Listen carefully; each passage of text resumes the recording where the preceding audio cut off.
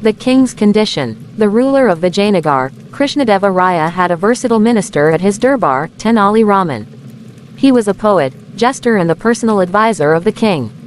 Raja Krishnadeva Raya was very fond of Tenali Raman as he could diffuse any tense situation with his ready wit and humor.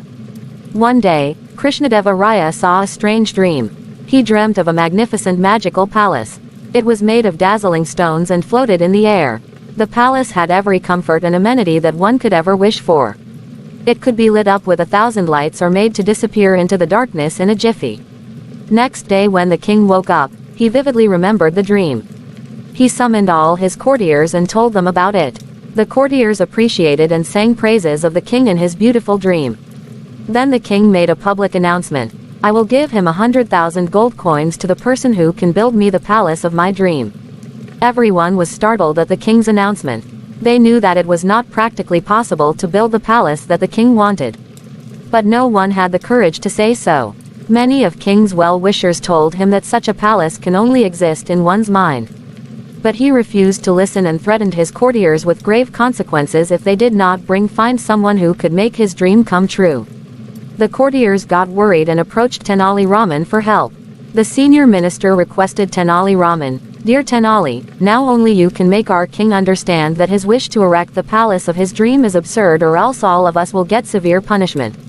Tenali Raman assured them that he will try to help them in the best possible manner. A few days later, a very old man came to meet the king in his court.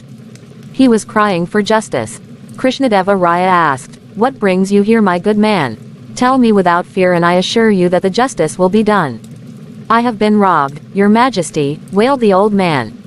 Quote, Someone has taken away all my savings and now I have not a single penny left. Who robbed you? Asked the king with anger. Such a crime cannot go unpunished. You name him and I will have him hanged immediately. Your majesty, I will tell you, but first assure me that on hearing upon his name, you will not get angry and punish me instead, requested the old man. Quote, Yes, I promise, replied the king impatiently. It is you, my lord, said the old man in a trembling voice. How dare you say a ridiculous thing like that? I will, began the king, but then he remembered his promise and calmed down. He asked that the old man to explain what he actually meant to say. Quote, Your Majesty, last night, I dreamt that you came with your entourage of ministers and soldiers and looted my entire life's savings, 5,000 gold coins. Said the old man. Are you a fool or completely insane? Roared the king. Quote, How can you treat your dream as a reality?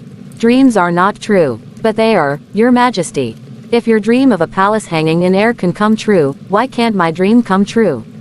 Retorted the old man, and then, the man took off his beard and hair and stood before the king. It was none other than Tenali Rama. He bowed before the kind and said, Your majesty. This was the only way of convincing you that building the palace of your dreams was not practically possible.